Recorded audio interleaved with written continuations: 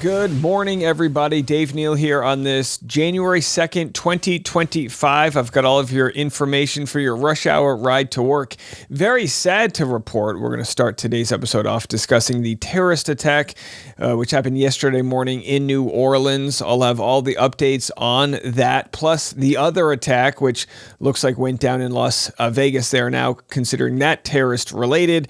Plus, also in way less serious news, I've got updates on Mr. Beast proposing to his girlfriend, so I'll share that story, and the lawsuit that Justin Baldoni filed against the New York Times for $250 million. We shared that yesterday. We'll have more updates to that. He came with receipts, and we'll share some of those with you. It's an absolutely bombshell story, A-lister PR battle going back and forth.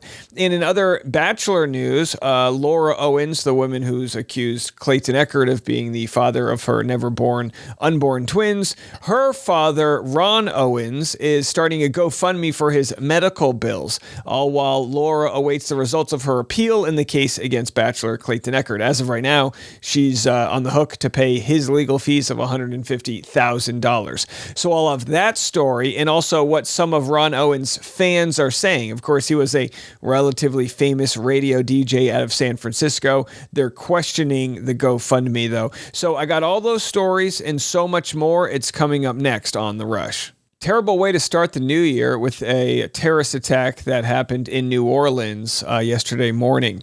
At least 15 people were killed, dozens injured when a driver rammed a pickup truck into a crowd on Bourbon Street. The FBI is investigating the attack as an act of terrorism. Also, an explosive device went off in a Cybertruck in Las Vegas in front of Trump Tower. I'm going to have updates on that story, what Elon Musk had to say, and why they think these attacks may be related. First, let's go to President Biden and the remarks he made after following this attack. I speak for all Americans when I say our hearts are with the people of New Orleans after the despicable attack that occurred in the early morning hours. To all the families of those who were killed, to all those who were injured, to all the people of New Orleans who are grieving today, I want you to know I grieve with you. Our nation grieves with you. We're going to stand with you as you mourn and as you heal in the weeks to come. So a lot of misinformation initially was shared online after this event went down, that being people criticizing President Biden for his immigration policies. Turns out this was an act committed by a Texas resident who's from the Texas and a born American citizen. So you just got to be careful out there what information is being shared. But sources are confirming that the terrorist's wife filed a restraining order against him. He made a series of recordings hours before the attack in which he said he was planning to kill his family. So I'm going to share with you what some media is saying they're learning based on a YouTube video that has since been deleted of the alleged terrorist and kind of some reasons as to why this all might have gone down. Well, we've learned quite a bit. In fact, there's a lengthy YouTube video of him from 2020 where he's describing his work as a real estate agent. He talks about spending 10 years in the military, working in IT. Officials confirmed he was in the Army. He grew up, he was born in Beaumont, Texas, and grew up there. He was a resident of Houston, Texas. I mean, in that video, you see him wearing a button-down shirt with a jacket, looking like a professional person, describing his career in a very articulate, coherent manner. And it's just hard to reconcile the individual that carried out the attack with that man. Such different profiles, you would think. Do we have? And this isn't anybody glorifying this man or what went down, just trying to figure out what was the motivation. Are there more people out there that are going to be committing acts of terrorism? So, like I said, in Las Vegas, shortly after that event, there was an explosion in a Cybertruck. Now, some electric vehicles catch on fire. We know that. So it wasn't confirmed right away. Was this just some, crazy fluke that happened, or was this something more sinister? Well, Elon Musk quickly was able to look at the telemetry report. He says, we have now confirmed that the explosion was caused by very large fireworks and or a bomb carried in the bed of the rented Cybertruck and is unrelated to the vehicle itself. All vehicle telemetry was positive at the time of the explosion. So they're investigating any more information that they can provide. They also found out that both the truck in New Orleans and the Cybertruck in Las Vegas were both rented using Turo, which is like an app, kind of like Airbnb. It's an app where you can rent cars from individuals. Here's what the sheriffs had to say in Las Vegas about how Elon Musk was able to help them with some of the reports on what was actually going down with that truck. I think Elon Musk specifically, he gave us quite a bit of additional information in regards to how the vehicle was locked after it exploded due to the force of the nature of the force from the explosion, as well as being able to capture all of the video from the Tesla charging stations across the country, and he sent that directly to us. So we don't know for sure, but it looks like they may have been able to see where this Cybertruck charged its car and where it initially came from. I mean, it's great information to have, and look, a lot of people are going to have their opinions on Elon Musk. Clearly, at first, he probably wanted to make sure that his Cybertruck wasn't just another story of it burning up on its own, because that does happen sometimes with electric vehicles. But I think it's good. You got to take the good where you've got Elon, who, he's able to, immediately share all of the computer, forensic information really with this actual truck itself. But more of this and less of the Elon who's online just, fighting with strangers, I think would be very helpful. So yeah, the Cybertruck that exploded in Las Vegas was rented on the same app used to rent the pickup truck. This is a big deal because, there's a story which we're going to share in a moment here where they think due to some surveillance footage that there was explosive devices placed around New Orleans. Is there more to this story? Are there other cities where there are devices placed? And I'm not saying any of this to fearmonger, just be on high alert if you think you see something that doesn't look right. Was intentional. The truck didn't just explode because of some sort of malfunction or something on the street. The driver took the Cybertruck up into the valet port in front of the hotel, and they started seeing some smoke, and then it exploded. Apparently, this is according to law enforcement sources that we're talking to, there were some fireworks-style mortars in the truck. Now, the question is, were they set off intentionally at the hotel? And why, my question is, if these acts were, connected, how come the Cybertruck driver didn't actually follow through with something more devastating? I'm glad they didn't. But we'll have to see if they can get more information about how this is all connected. And finally, the New Year's Day attack, IEDs placed in French Quarter by 4 people. Here's what the news reports had to say.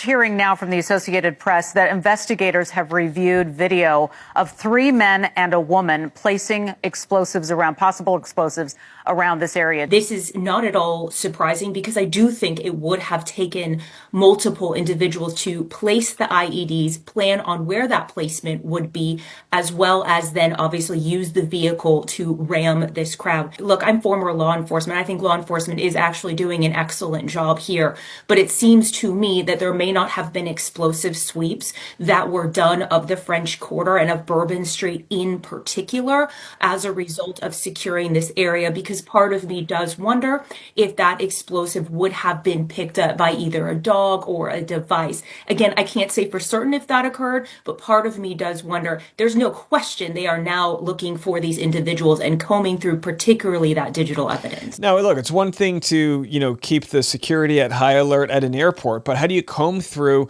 an entire city for a device? I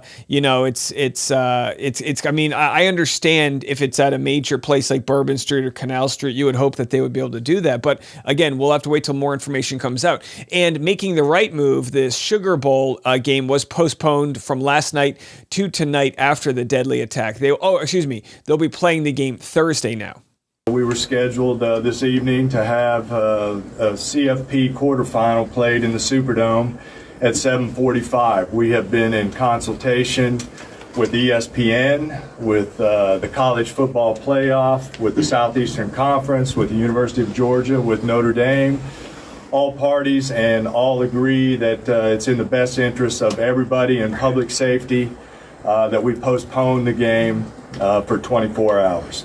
So we'll have more updates on any news that comes here on the afternoon rush if we get any updates regarding these terror events and any connections they have. All right, enough of that heavy story. Again, I don't want to start the episode off with such a tough story, but as I always tell you guys, it's the water cooler news. I have to give you all of the major news stories, and I'd be remiss if I didn't cover this one as heavy as it is. In its first 4 days on Netflix, Squid Game Season 2 opens up with 68 million views.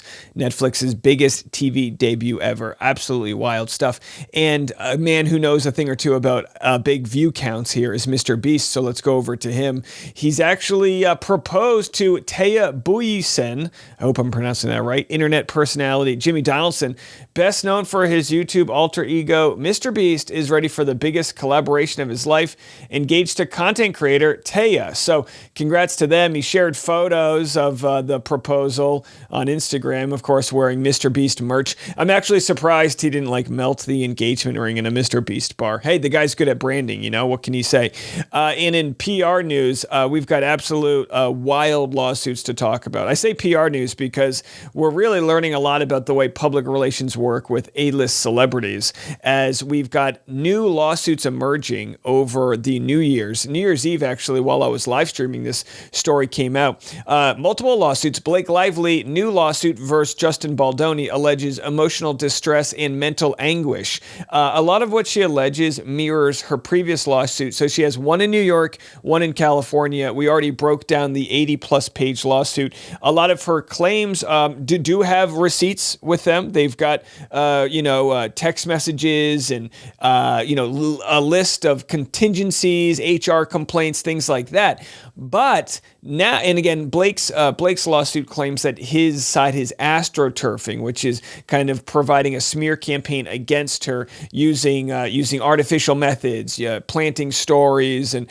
running with things, on online chat rooms, Reddit, things like that. Well, Justin now is suing in a bombshell story. New York Times filed a $250 million lawsuit against New York Times over the Blake Lively story. And it says it relied on her self-serving narrative. They claim, Justin Baldoni and several of the other people in the lawsuit, his PR people, again, probably being funded by his investors. He has a billionaire on his side. They have claims and have shared some of the receipts that New York Times really just, ignored their side of the story and ran with cherry-picked content from Blake Lively. What I want to remind people of is this is a great example of not rushing to judgment and letting this story play out if it is going to play out legally, and waiting to hear all sides of the story. Essentially what happened was the public took Justin Baldoni's side in a campaign, an online campaign, kind of outing Blake Lively as someone who's difficult to work with. So she files this lawsuit and says, are you kidding me? This guy was barging in on my trailer. He was doing all these sorts of things. He was a creep and all of this. And now his side is sharing receipts to refute that. Whether you believe it or not, yet to be seen. But I can tell you right now, people are all over the place with what they think of these lawsuits. And again, we'll have to see, as far as I'm concerned, I'm going to be reading his full lawsuit against the New York Times on the YouTube channel today. So I'll be live around 10 or 11 a.m. Central Standard Time to read that, because it's going to be fascinating, and I'll share some of those receipts with you. So they've got the full lawsuit right here, and you can see, some bizarre, whenever you pick apart these lawsuits, bizarre things, like in her lawsuit against him, it left out, I guess, an emoji, an upside down smiley face, which they're claiming is to show that the PR people were doing that emoji to convey irony and sarcasm when they claimed they were responsible for negative articles. Again, is this important? I mean, this is, this might be a whole lawsuit of $250 million contingent on whether or not the emoji conveys what they think it is or what they think it does. So there's going to be a lot to cover today. The PR people saying that, they're not anti-Blake Lively. And again, all of these DMs come out. So if you're listening on the audio only, we'll have the DMs available on the YouTube version of the podcast. In the introduction to the lawsuit, Justin Baldoni's team claims the Times compounded its journalistic failures by uncritically advancing Blake Lively's unsubstantiated claims of sexual harassment against Heath and Baldoni. For example, the article based on Lively's complaint sensationally alleges that Mr. Heath had shown Blake Lively a video of his naked wife, with Blake's complaint even labeling the footage as pornography. This claim is patently absurd. The video in question was a non-pornographic recording of Heath's wife and baby during a home birth, a deeply personal one with no sexual overtone. So then they include a blurred out photo of that, just to say, look, this wasn't creepy. They were showing a home birth so that we could have a scene involving a birth. Again, there's probably more nuance to what went down with these conversations. And of course, you're going to try to present your strongest argument, but I haven't read that full court document yet. We'll be reading it later on this morning. So they, again, show other receipts where she claims he was barging into her when she was breastfeeding. They claim that they have text messages of her saying, hey, come on in, we'll read lines together while she's pumping, and they'll work out their lines. Now, I would say there is a difference between someone who's breastfeeding versus pumping. If you're breastfeeding, maybe you don't want someone barging in on you versus if you're pumping underneath your shirt. Again, there might be more nuance to these conversations we don't know all about yet. So we'll have more information on that when it comes. I think in 2025, we should all do a better job of holding our opinions until we know the full story, and we don't have that yet. All right, well, the most popular resolutions of the new year, as reported by CBS Mornings, are, you bet it, trying to save money. The most popular resolutions for 2025, according to multiple surveys.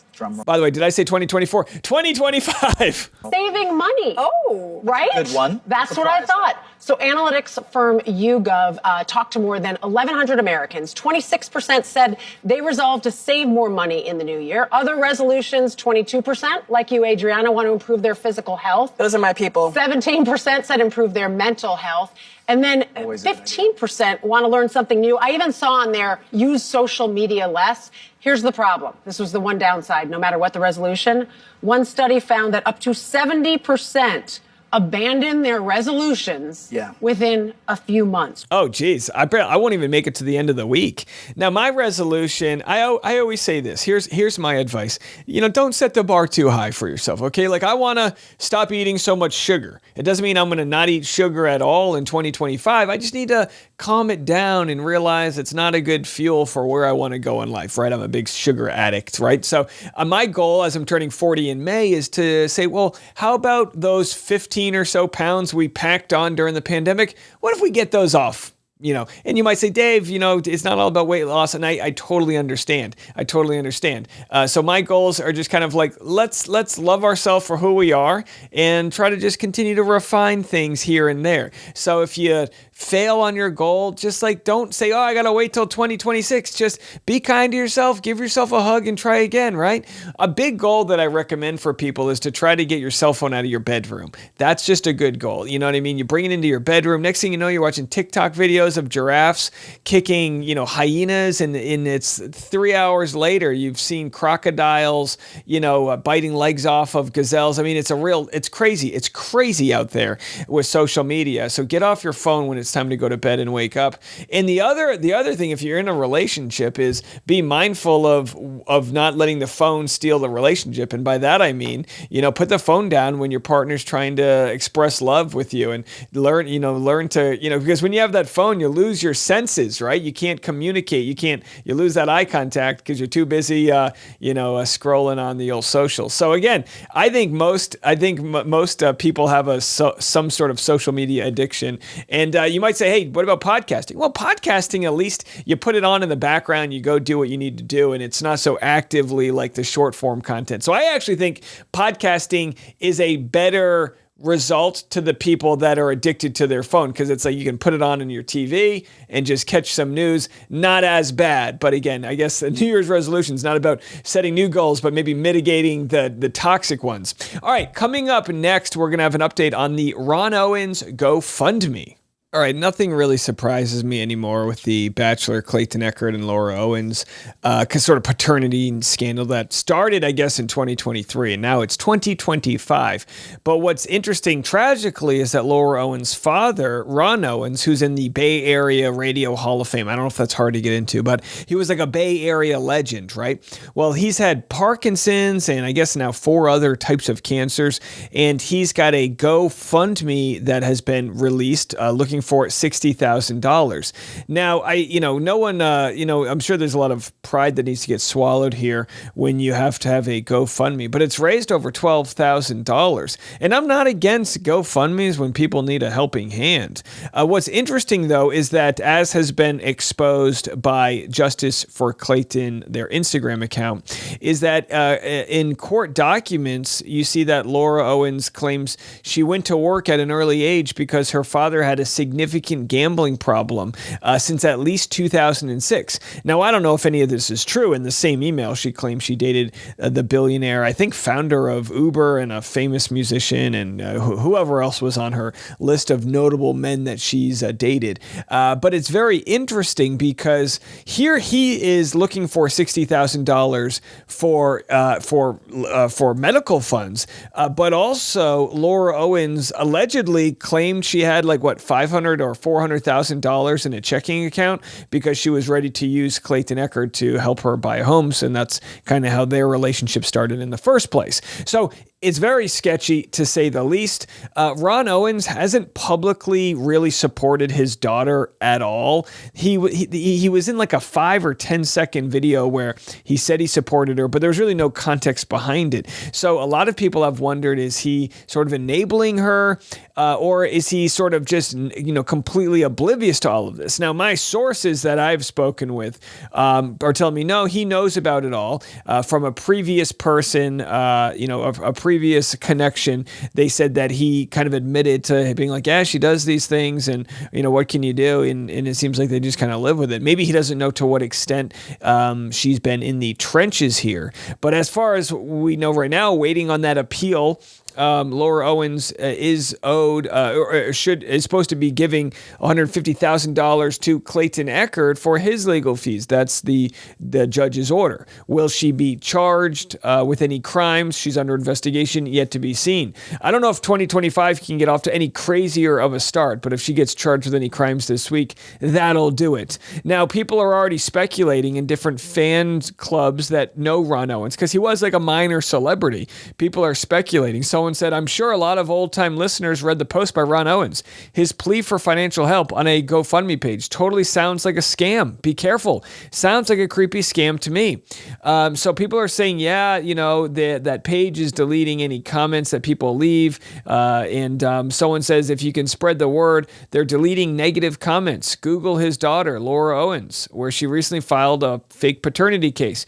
So I got to say, Ron Owens and co. have done a very good job of keeping this story sort of out of the mainstream from the Ron Owens sort of audience. But it's like, it's out there. So people can donate to him all they want. I'm not here to stop anybody, but I'm kind of interested on what the next play is. Was there a reason why they got the GoFundMe in before the New Year's? Does it have anything to do with tax reasons? And whatever happened to all of that money that Laura claimed to have, and is the family flat out broke? Well, as I reported several weeks ago, I believe they were broke, and it looks like that source and that story that I shared is being verified here.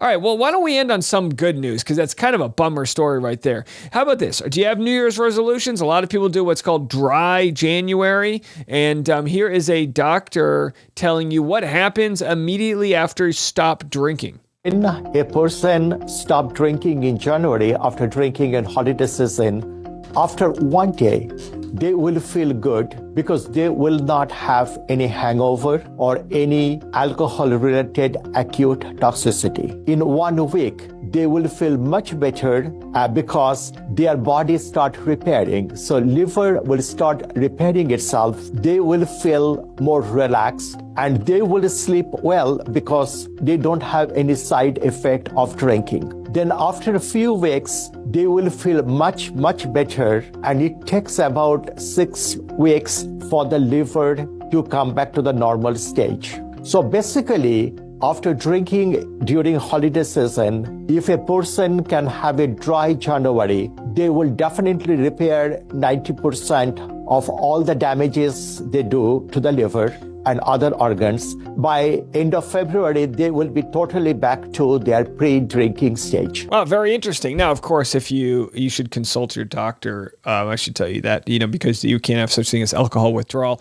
But of course, whatever it is you're trying to do to better yourself in this new year, I wish you luck with that. Good luck and be kind. There might be stumbles along the way, but you got this. All right. Well, that's going to do it for me. We'll be back this afternoon, and of course, I'll be live today to cover that Justin Baldoni bombshell case. So make sure you're subscribed on YouTube to watch as we read through that court case, that court document right there. But I'll be back this afternoon. I'm Dave Neal. This is The Rush.